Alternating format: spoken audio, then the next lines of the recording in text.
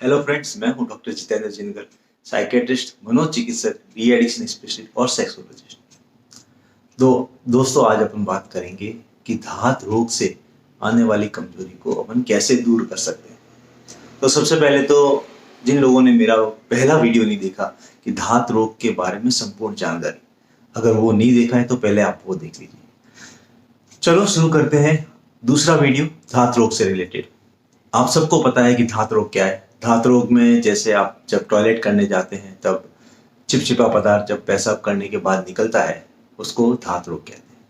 लेकिन मैंने ये भी बताया है कि वो शुक्राणु नहीं होते हैं, वो स्पर्म नहीं होते हैं। वो अपने हार्मोन्स होते हैं, प्रोस्टेटिक फ्लूइड्स होते हैं, यूरिन के कण होते हैं, लेकिन वो स्पर्म नहीं होते।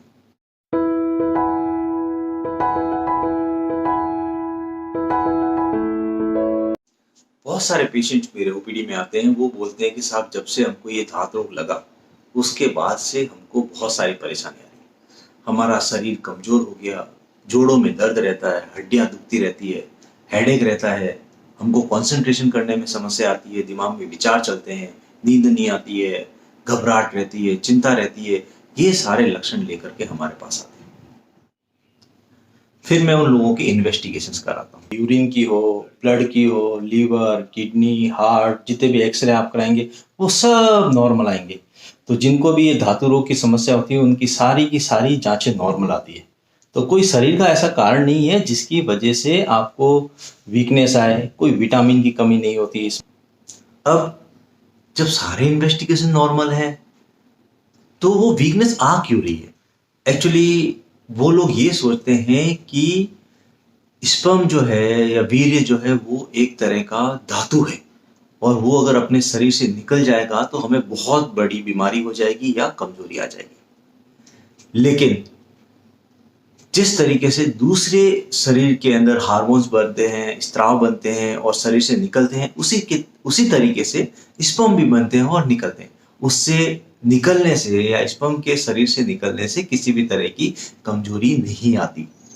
उन लोगों का ये मानना होता है कि अपन 40 बार भोजन करते हैं तब एक ड्रॉप जो है वो ब्लड की बनती है, 40 ड्रॉप मिल करके एक ड्रॉप मज्जा की बनाते हैं और 40 ड्रॉप मज्जा की मिल करके एक ड्रॉप स्पर्म की बनाते हैं।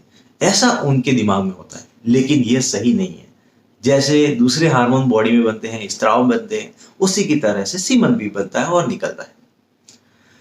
अगर सीमन निकलने से कमजोरी आती तो शादी करने के बाद में तो इंसान रेगुलर सेक्स करता है, कभी दिन में 2 बार 3 बार भी करता है, लेकिन उससे तो किसी तरह की कोई कमजोरी नहीं आती।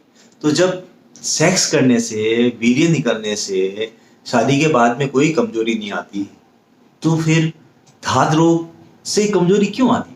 धात रोग से कमजोरी इसलिए आती है कि जो लड़का उस बीमारी से ग्रस्त है, उस समस्या से ग्रस्त है, जबकि वो समस्या है ही नहीं, और उसके विचारों में, उसकी चिंता में इतना स्ट्रेस में रहता है, इतना टेंशन में रहता है, उसकी वजह से उसको साइकोलॉजिकल वीकनेस आती है, फिजिकल वीकनेस नहीं आती। सारे इन्वेस्टिगेशन अगर वो कराएं तो वो सारे इन्वेस्टिगेशन नॉर्मल आएंगे।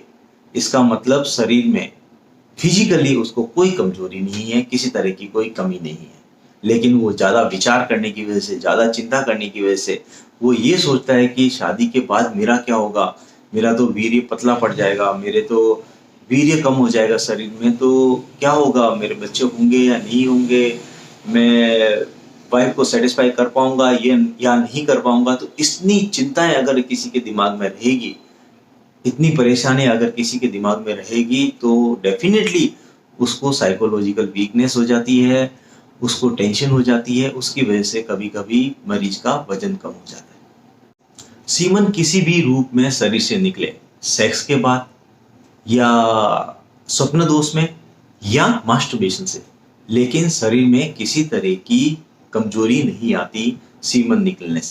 तो जो लोग ये सोचते हैं कि हमको धात रोग होने के बाद से कमजोरी हो गई, तो उन लोगों को हमेशा अपने दिमाग में एक विचार दोहराना चाहिए कि मेरी सारी जांचें नॉर्मल है, मेरे को किसी तरह की कोई कमजोरी नहीं है, मेरे को किसी तरह की कोई बीमारी नहीं है, मेरी सारी जांचें नॉर्मल है। मैंने पेशाब की जांच करा ली, खून की जांच करा ली, मैंने एक्सरे करा लिया, लेकिन किसी तरह का कोई रोग इन जांचों में नहीं आ रहा।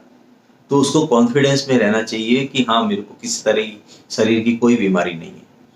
फिर उसको अच्छी डाइट लेनी चाहिए। डाइट में जैसे प्रोटीन डाइट लेवे, जैसे दूध, पनीर, अंडे, चिकन, दालें, हरी सब्जियां, फ्रूट्स, इस तरह की डाइट्स उसको लेनी चाहिए। उसके साथ साथ में उसको एक्सरसाइज करनी चाहिए, योगा करना चाहिए, और जिस तरीके से वो अपने आप को फिट रख सकता है उसको अपने आप को फिट रखने की कोशिश करनी चाहिए। तो दोस्तों, जो भी मैंने आज बताया इस वीडियो में वो सब फैक्ट, एविडेंस बेस्ड है। किसी तरह की कोई कहीं सुनी बातें नहीं है। सीमा निकलने से किसी तरह की कोई कमजोरी नहीं आती। तो दोस्तों, ये वीडियो मेरा कैसा लगा आपको मेरे को कमेंट बॉक्स में जरूर बताएं, और लाइक, शेयर और सब्सक्राइब करना ना भूलें। Thank you so much.